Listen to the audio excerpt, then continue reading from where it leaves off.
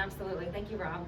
Yes, I'm excited about Hometown Business Review today because we have Nikki Tobias with us. Nikki is the owner of Grounded Vision. She's a life coach. She loves speaking to businesses. She loves speaking to organizations, and she loves one-on-one private coaching sessions. She does it all. But she's recently also taken on a new position in this community. You live in Athens, right? But you work here.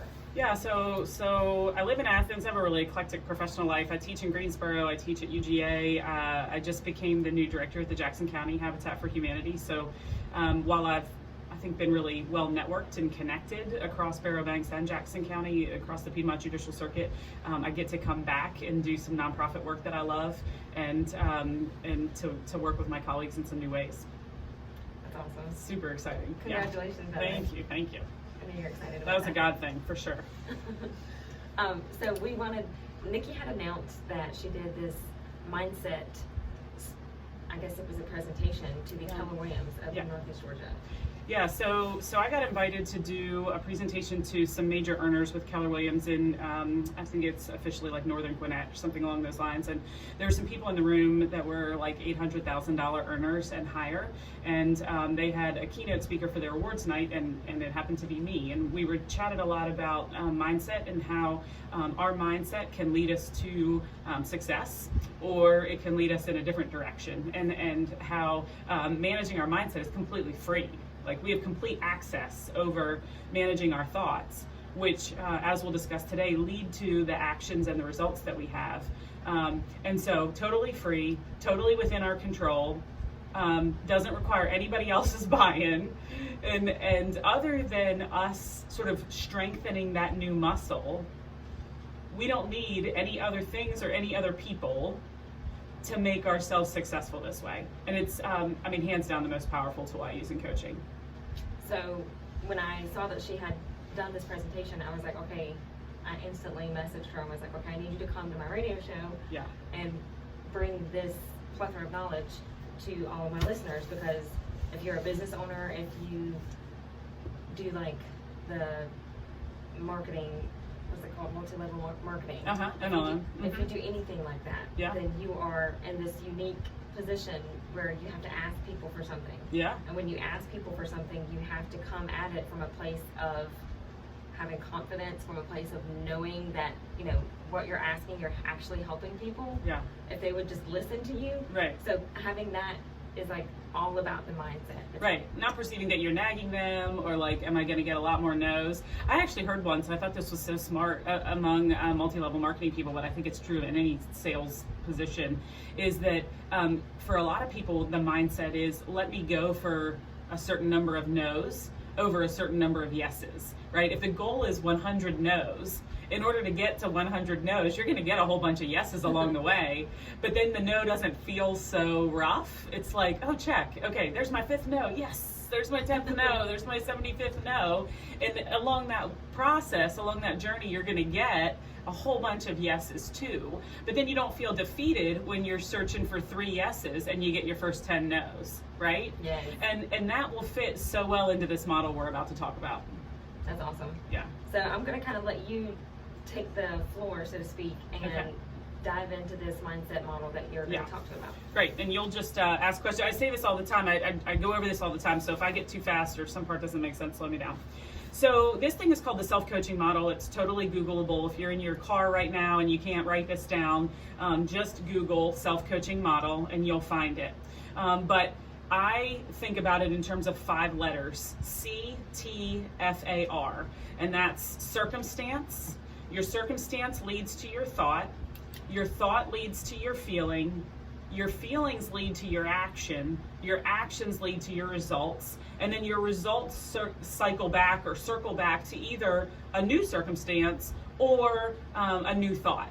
And so let's dive into these parts one by one. When we think about a circumstance, lots of times we think about a certain circumstance being really positive or really negative. And the truth is, and this is mind-blowing, this will be one of the harder things to wrap our brains around, but the truth is that the circumstance is inherently neutral.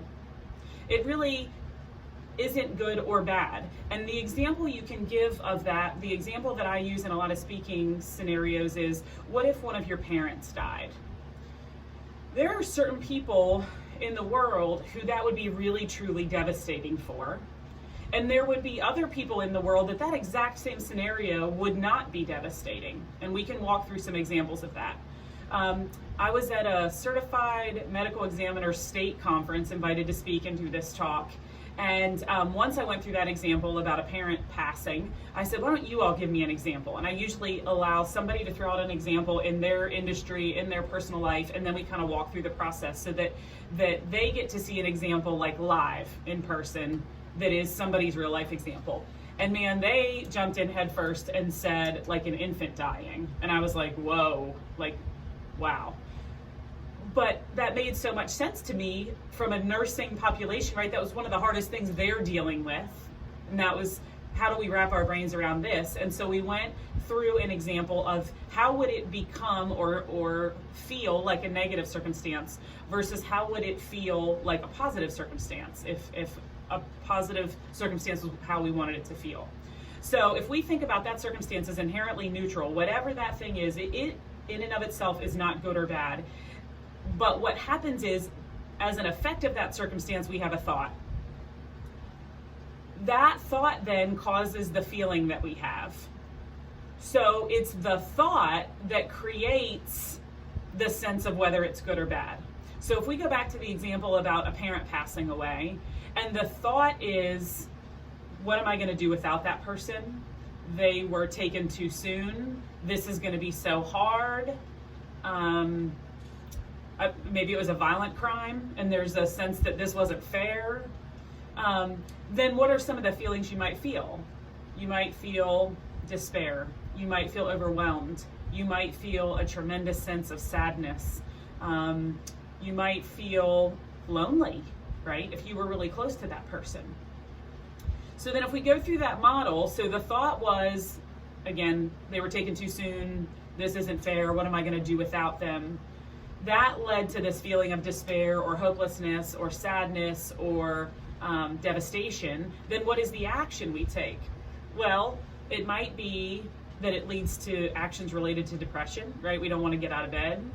We maybe stop living our lives to the fullest potential because we're really sort of can get stuck in that place of feeling the sadness and the overwhelm. Some people, that the action is something that's really maladaptive. It leads to an addiction of some sort. It leads to them acting out onto people or scenarios in their sphere of influence, right?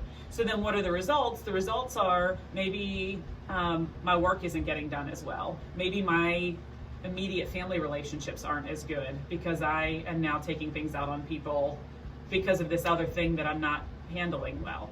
Now, let me be clear. I have a counseling degree. I'm not a counselor. I'm not a licensed counselor. Let me be clear. Never will I ever tell a person that they should not feel all the feelings.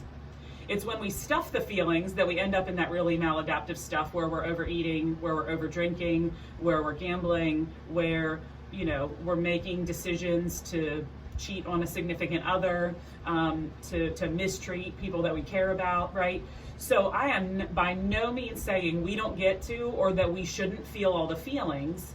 What I'm hoping people can learn to understand is when we feel stuck in a feeling, how can we get through it? And how we get through it is to pay attention to acknowledge, to realize the thought that happened immediately before that feeling. And if we change that thought, almost immediately we change that feeling. Now, if we take that same example of a parent passing and we go down sort of the other side of the continuum, like a positive side, and we say the thought is maybe they're with their parents and a spouse who are in heaven.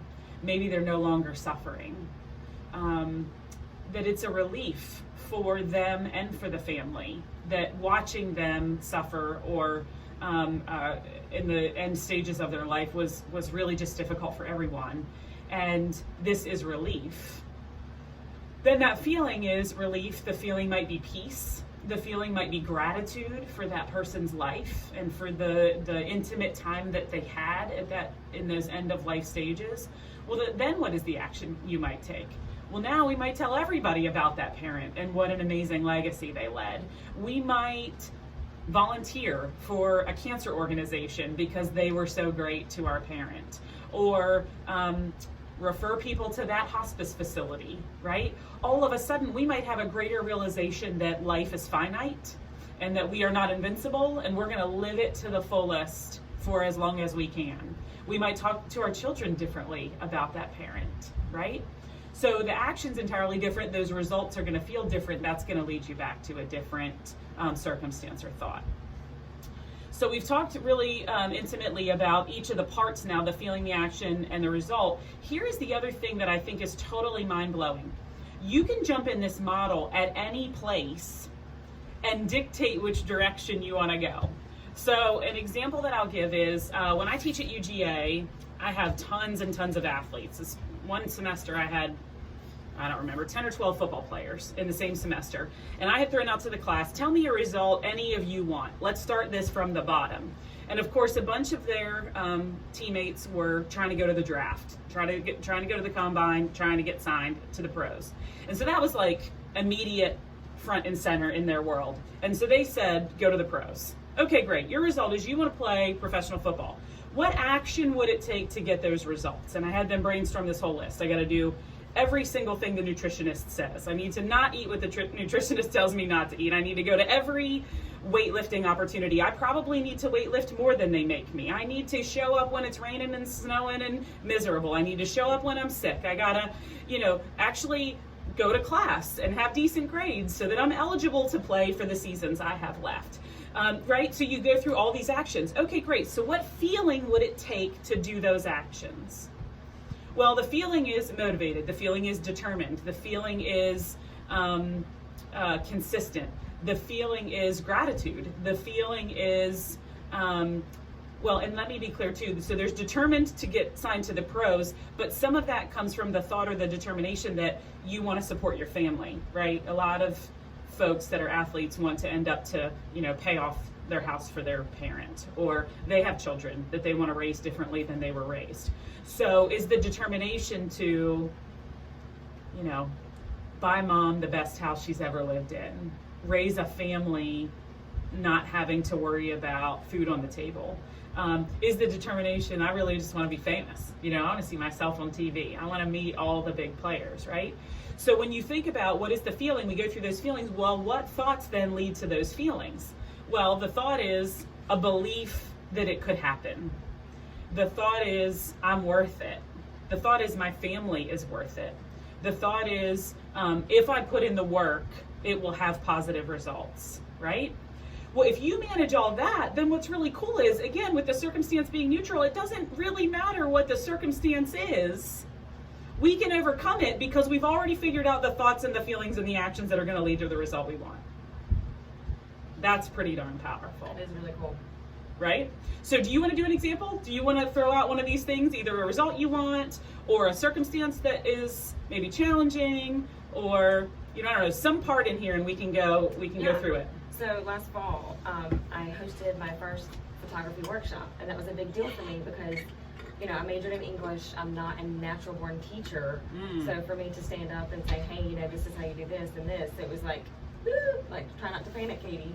But I did it because it was a goal that I've always wanted to do, and I'm like, you know what? Life is short. You only live once. I'm going to do it, so I can say I've done it. Mm-hmm. And so my result was a successful workshop where I worked with beginners.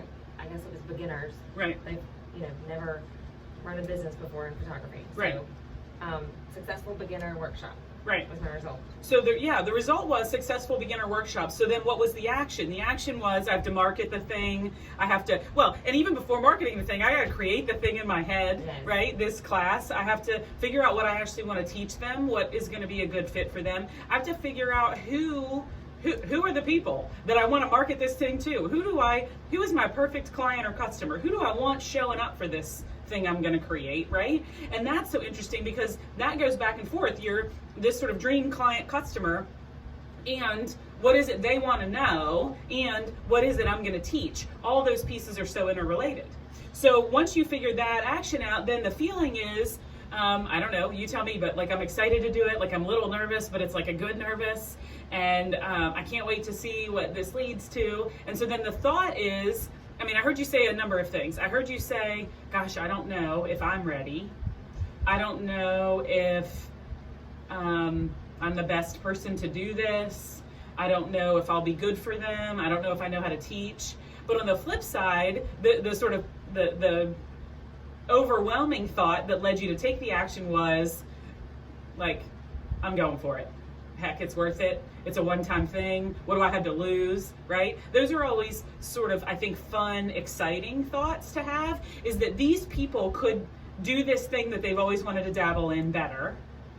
They can learn from somebody who's been where they are and had to learn from square one too. Yep. Right? And we can do this in community. And so that's a great example of, listen, our thoughts are kind of all over the continuum sometimes, right? We can have some negative thoughts some days and some really positive thoughts some days, but it's the ones that we harness, it's the ones that we marinate in, it's the ones that we ruminate on that then again are going to lead to the action and the result. Let me make one other point here really quickly about, so what this proves is that our feelings cause our actions, right? The thoughts cause the feelings, but inherently the feelings cause our action, because we will choose to do the thing that helps us feel the way we want to feel, or we will choose to do the thing that avoids feeling how we don't want to feel, right? So that can be simple, like your kid doesn't want to do their homework. What are we avoiding, or what are we trying to make happen? The whole way up to whether or not we want to marry the person who just proposed, whether or not we want to start this job, you know, whether or not we speed. Right? I'm coming here from Athens this morning, going through Nicholson, like, man, the last thing I need is a ticket. And in this tiny little town, when the speed limit drops, 20 miles an hour or whatever, I'll be the one today to get nailed, right? So let me just slow down, because today I don't have the time, nor do I have the patience to get pulled over, right? I mean, that's literally, we have these conversations in our head all the time without truly recognizing that that's the case, but we always do. I'm gonna speed a little bit today. I'm gonna take a risk. But we know that has a potential action. I'm gonna speed. It has a potential result. I might get there sooner, but I might get a ticket. And I get to kind of choose how that's gonna help me behave. So at the end of the day, and I think this is, again, so good with kids, it's so good with teenagers, it's so good with college kids, it's great as adults, this sense of when somebody's doing something you don't love, or when somebody's not doing a thing you feel like they ought to be doing, what are they trying to make happen? What is the feeling they're trying to feel, or the feeling they're trying to avoid? Truth be told, when we think about alcoholism, or we think about drug addiction, or we think about food addiction, or gambling, or any of those number of things, there's likely both. A feeling we really want to feel, and feelings that we're trying to avoid. And that gets complicated and convoluted. But if you can dig in there with a person, not point the finger, not be judgmental, but really dig in, help me understand this from your perspective. Help me understand what this does for you. Help me understand what this provides to you. And what are you thinking about it? And then we get to, again, sort of massage the thinking, tweak the thinking. I grew up in Pennsylvania, and I went to college in upstate Pennsylvania, and back then, man, it snowed, and you went to school, right? Nobody was closing school. Like, put your boots on, put your coat on, walk up, flights of steps, both directions, how they say. And there might be, like 8 inches of snow outside. I mean, I knew professors that had cots in their offices. I'm not even joking. We were in the mountains in north central Pennsylvania. But I sort of have this vision, I have this like analogy of a certain path gets created when a number of students walk this certain way from one building to another. There's a path that's created. It's sort of then easy to walk that path. That's like how the neuropathways happen in our brains. We think a certain thing, and when we think it long enough, our brain finds data to support it, and that becomes a belief. That's that easy path. So if we decide we want to think a new thing, I'm going to take a left off of the snow path, I'm going to have to make my own, that initial time or two that I'm walking on that path is a little harder. Yep. That new thought is a little harder. But pretty soon, and it's amazing how quickly it happens, pretty soon I've worn down that path now, and my brain is more likely to be in that neuropathway than the old one. I just have to catch myself trying to take the old worn down path and say, oh wait, I was supposed to go left over there, right? And then you go back on that new path that you had created for yourself or in the process of creating, and it really happens much faster than you'd think. I don't know where we are for needing a break. Do you? Yeah, we're about to be up by a break. I just wanted to throw in there, that's so true, because the reason that the thought popped into my little head about the whole workshop was I had so many people message me, like over the summer and beginning into fall, hey, I have this camera, I've never used it, I spent a fortune on it, but help! But now what? Right, they want some help, and they're like, we know you're self-taught, and it was kind of along the same thing with the new path, like you said, because enough people reached out and put that thought into my head, like 10 people, hello Katie, wake up. And then it was like, okay, well, do I take the risk and do this new thing, or do I keep doing what I've always done? Right. So by taking that figurative left, right, as you said, it was like, okay, this is new, this is scary, but it's obviously needed, and it turned out to be a wonderful experience. Right. And who knows, I mean, maybe if those 10 people wouldn't have called or messaged you, maybe you would have gotten to that point at some time anyway, because you're a learner and a grower and you want to try new things, and you knew that that was going to grow you as much as it was going to grow them, right? There's this sense that, the things that we know best, like we will learn best in order to teach them, right? And so, we tend to like over teach ourselves in order to teach someone else. So that may have been a growth opportunity you to come to or chosen anyway, but it was like you got invited to create a new path, which then mandated a new thought process, which inspired some new feelings, which then created some new action. And I know as business owners, we're all in that same boat, whereas, it's not always our brilliant idea that comes at us. It's what our customers are requesting. Absolutely. Upstairs, I brought in here last week, and she made the comment that, she didn't want to do the Facebook Live sales, but people have been requesting that. And so as business owners, we have to get outside of our comfort zone often to meet the needs of our clients. Well, and then you see if it works. I mean, that's the coolest thing I think about being a small business owner and entrepreneur. At Jackson County Habitat, we started doing some new Facebook posts, and when I look at our insights now, I mean, we have like 6,500 engagement on one of the posts in the last 28 days. Our insights are up 454%. I mean, it's like through the roof in the last 28 days. And it's all because we're spending a couple seconds a day doing some Facebook posts, being really consistent, answering people who ask questions. We did a contest the other day. We'd gotten a bunch of rugs in, and they opened up the truck door and said, guess how many are in here. The first person to guess gets a rug. I was blown away. Like 300 and some odd people commented. I didn't realize that Jackson County needed rugs so bad, but it was so much fun, right? It was so much fun for us as a staff to watch that happen. I think it was fun for our Facebook viewers to be a part of it and to know that this is literally happening in their backyard. And the number of people that will then bring to buy things and see what we're doing. And then if they come in the store and they buy things and they see what they're doing, they learn about Habitat. Right? This is not a be-all, end-all, one-stop shop. We're not just trying to make money at the restore. There's such a bigger, broader view of, no, we're trying to create affordable housing, affordable, decent, safe housing. And this is part of making that happen, right? And oh, by the way, the house we're building is across the street from the restore. Like, how cool that you can be in one place and see both things. That's awesome. It's powerful stuff. Absolutely. Yeah. That sounds like a really good fun.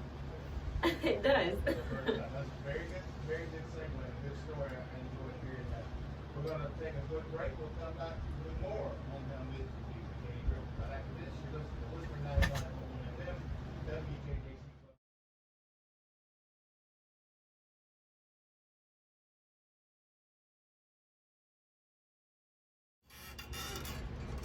And we are back with Hometown Business Review with Katie Griffin. I have Nikki Tobias in the studio with me today, and we are talking about mindset as business owners. It's easy to get, bogged down and rained out. I mean, and I have had so many people text me, message me lately saying, I'm over the rain. The rain is officially getting to me. Well, and the weather really affects our feelings. I mean, for a lot of us, there's a whole vitamin D component that's like a literal part of what we need in our lives is some sunshine. But yeah, I mean, doesn't it just makes you not want to get out of bed? It makes you not want to go do the things. I feel like slower, more lethargic, I think. But yeah, these rain days are great tests of our ability to change our thinking about all kinds of things. And as a photographer and a natural light photographer, we are having to reschedule so much more than normal, and it gets old. Yeah, I can imagine. And you're always so booked, so that's probably even harder. Yes, absolutely. So I wanted to kind of transition back into the whole mindset thing. We talked about the circumstance, thought, feeling, action, results model that you do. And I had mentioned earlier, I've been reading a lot about the mindset from a self-employed mindset to shifting to a business owner mindset. Yeah. And how, when a lot of people say, I left this lucrative job. I was making 6 figures working for someone else. Yep. I had benefits. I had, 401k. Predictable income. Yes. And now I'm taking this huge risk and I'm on my own as a business owner. But the reason they did that was so basically they could work for themselves. Yes. Be self-employed.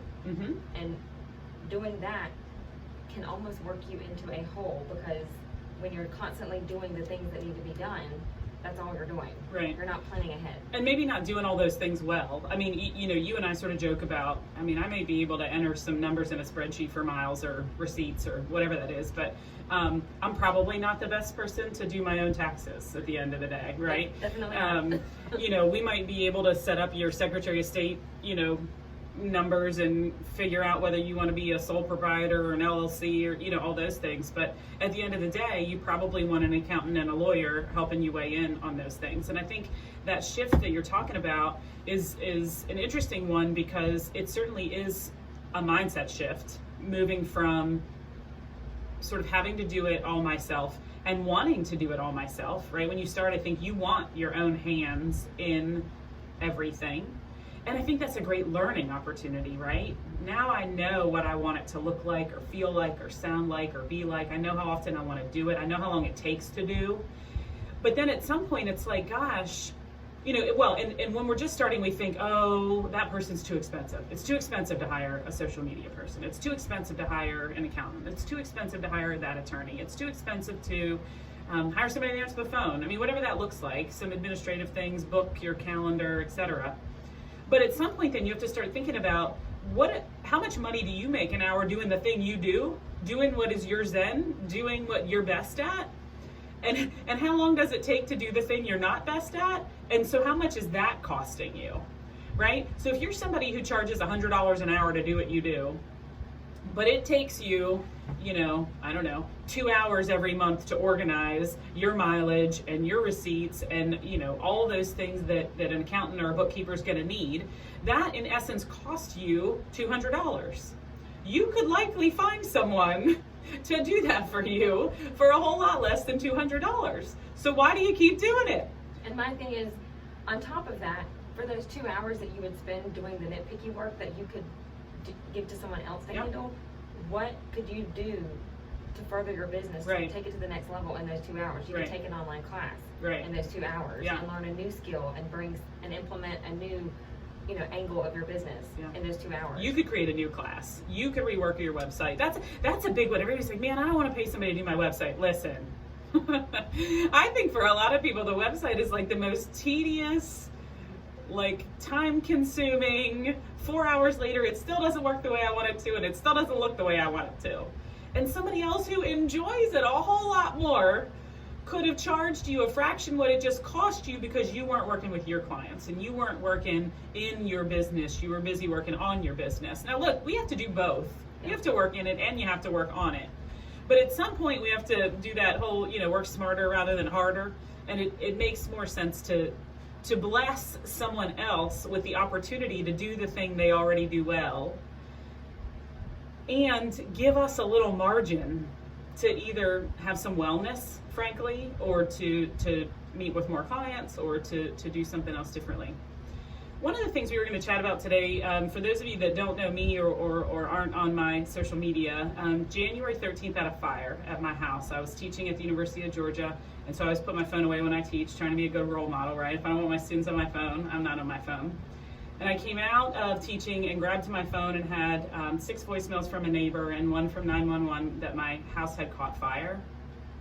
And I called my neighbor, and she put me on the phone with someone in the police department, may have been the chief, and I had 3 small dogs, and he told me that they had all had oxygen and one wasn't doing well.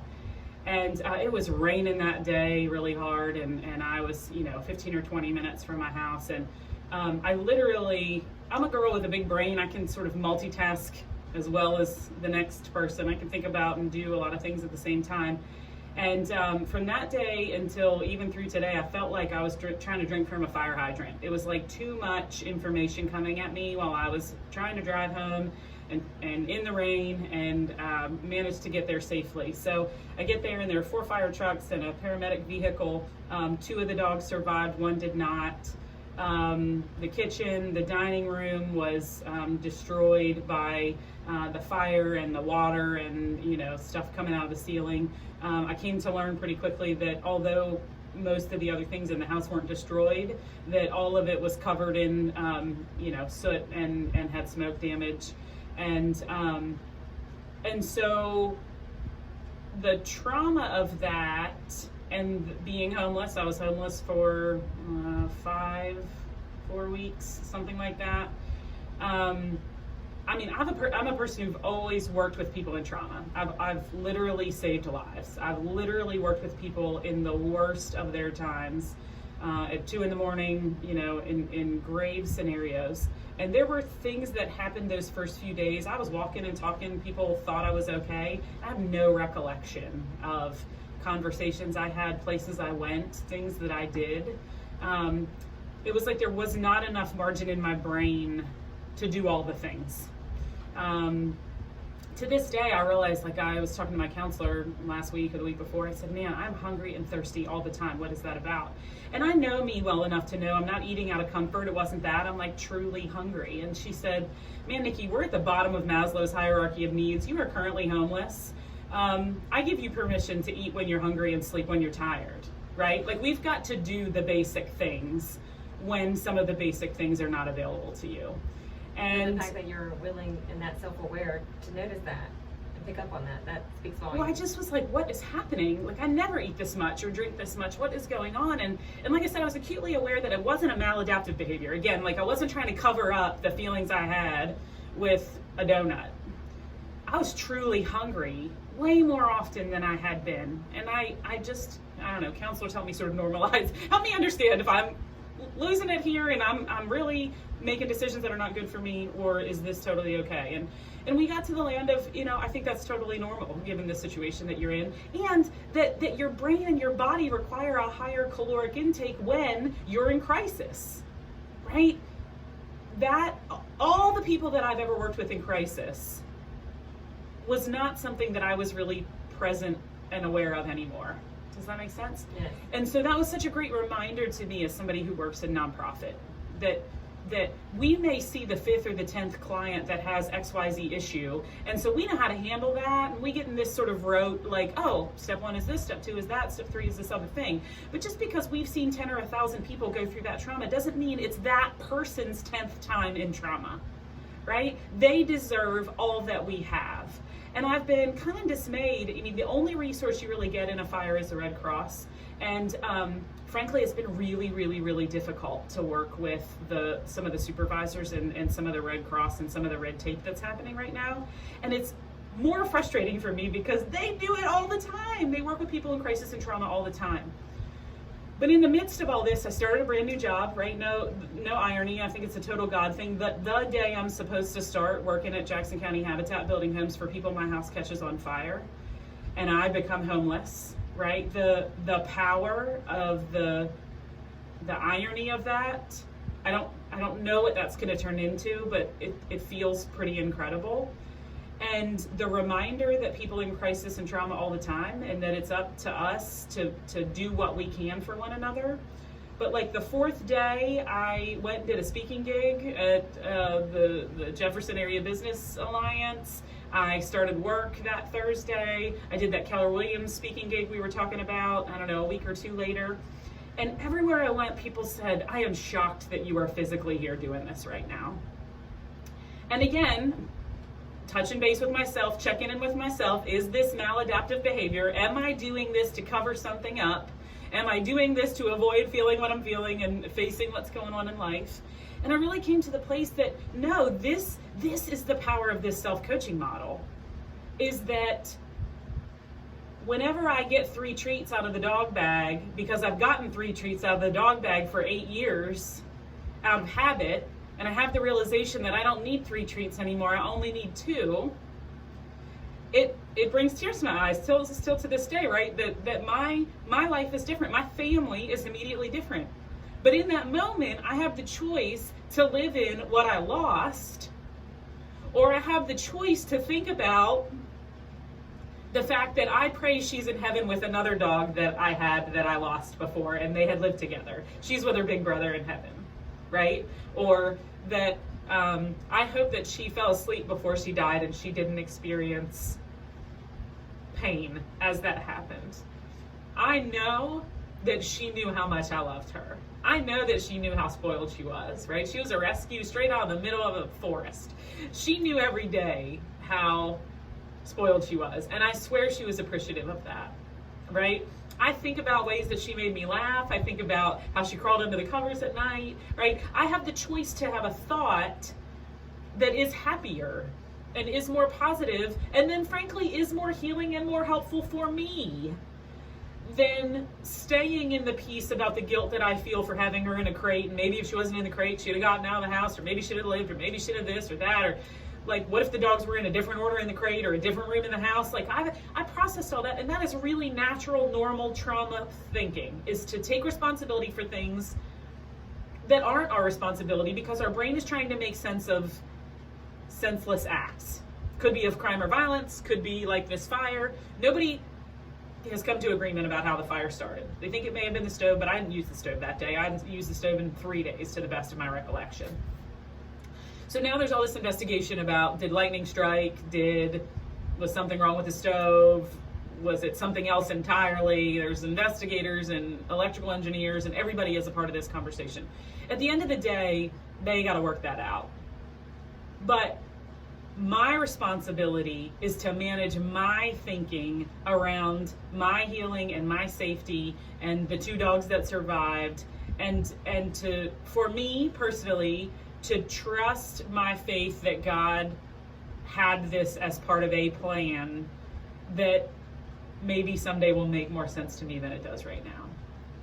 The other outcome that came from this fire is people I don't know are donating money. People I didn't know came and helped pack up my stuff and moved it to storage units. Hundreds of people have written, sent donations, checked in with me, posted things on Facebook, shared a GoFundMe page for a girl they don't know. And the power of thinking about that too, right? We watch the news and we think we live in a rough culture and society, that we live in a rough time, that it can be really easy to watch the news or listen to people at your local coffee shop and think everything's terrible in the world and that it's all bad. And I can tell you that is just not the case. That is just not the case. I've been so grateful and so humbled to have the friends and the colleagues that I have. And yeah, this thing happened to me, but it could have happened to anyone that I know. And 2 of the dogs are still with me. It isn't 3, but it's 2. It could have been 0, right? It could have been me in that house too, in a whole different scenario. The fire got put out as fast as it did because one of my neighbors heard my smoke alarm. They didn't even see smoke. They heard the smoke alarm. And the fire department was there in 2 minutes and in the house in 3 minutes. And the crates happened to be right inside the door. So they, one crew of the guys took the dogs out and the other crew fought the fire, and Lucy got CPR and everybody got oxygen, and I called my vet, and there's a series of things that happened. But, the other dog spent 15 hours in an oxygen chamber, and a different friend of mine took Lucy to her vet to keep her until I could make some decisions. Like I said, there are things that I don't remember about that. There is certainly trauma in it. There are certainly some really difficult feelings that come from some really hard thoughts. But I don't think I could have started a new job, done a speaking gig the same week, done this Keller Williams, keynote speaking gig, still be teaching at UGA in a charter high school, and frankly just upright. Worried about whether or not I'm hungry too often, if I wasn't managing the thought process that is healthy for me, and reaching out to good friends and going to counseling and eating when I'm hungry and sleeping when I'm tired, and having a bigger focus on and having some grace and patience for myself about the things that I just need. And And the other thing, the real learning I've taken too, we've talked a little bit about the Enneagram on this show. One of the things about the Enneagram 8 that I am is like pull yourself up by your bootstraps and not to need or accept a lot of help from other people. I think God probably nudged me. I was in a really bad car accident in July that I walked away from. There were several things that happened that I think he was trying to get me to accept other people's help and to kind of lay that burden down. And I just was too stubborn. And so this was a thing too big for me to do by myself. And I had to accept help, and I had to put requests out there into the world for prayers or things or a ride or somebody to help watch the dogs or apartments or like helping pack up my things and get into a storage unit. There were so many things I just couldn't do by myself. And one of the things my pastors have tried to instill in me is when we don't ask for what we need and we don't give people the opportunity to help, we've taken away their ability to be a blessing. What a sad state of affairs that is, right? I don't ever want to take away somebody else's ability to be a blessing if they want to. I just have to get over my own self about feeling like guilty to accept the blessing someone wants to offer me. So I don't know what you think about all that. That was a bit of a soapbox, but all that to say, I think that this model really works and can work in trauma and can work in our everyday lives. We love soapbox. We do. We really do. Almost. And I had. Anyway, we're going to take a quick break and come back to the final segment.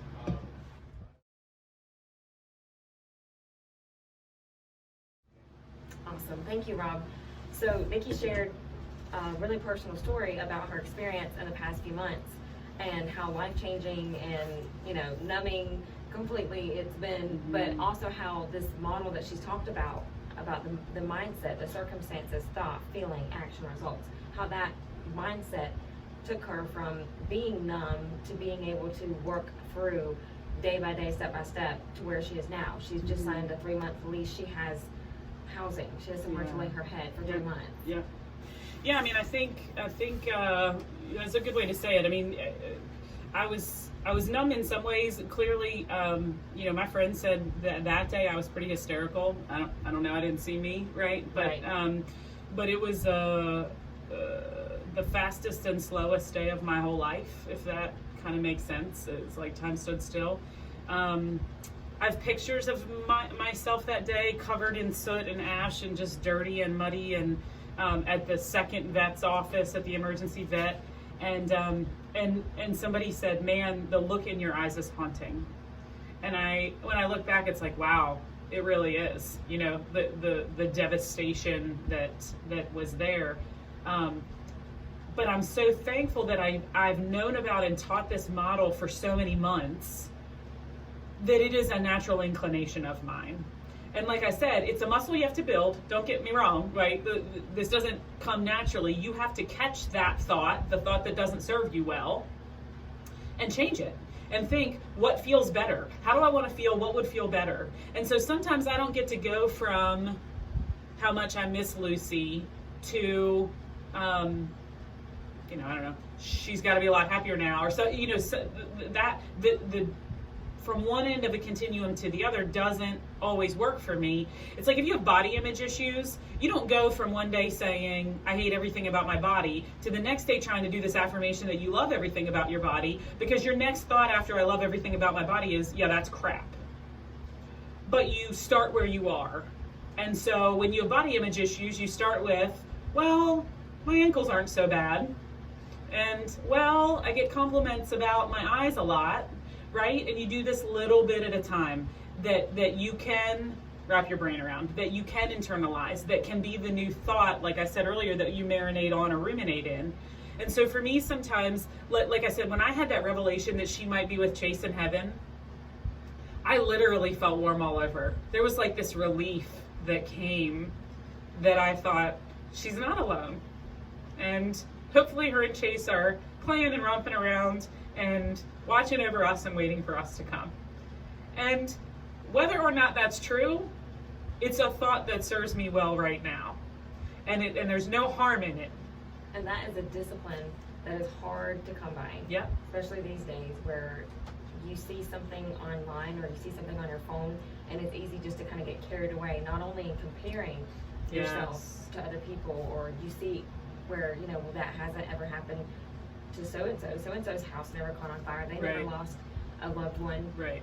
But here I am, you know, so not only are we battling that constant comparison because of the social media life that we live in now, but it's a discipline that you have to stop yourself and take captive that thought. Yeah.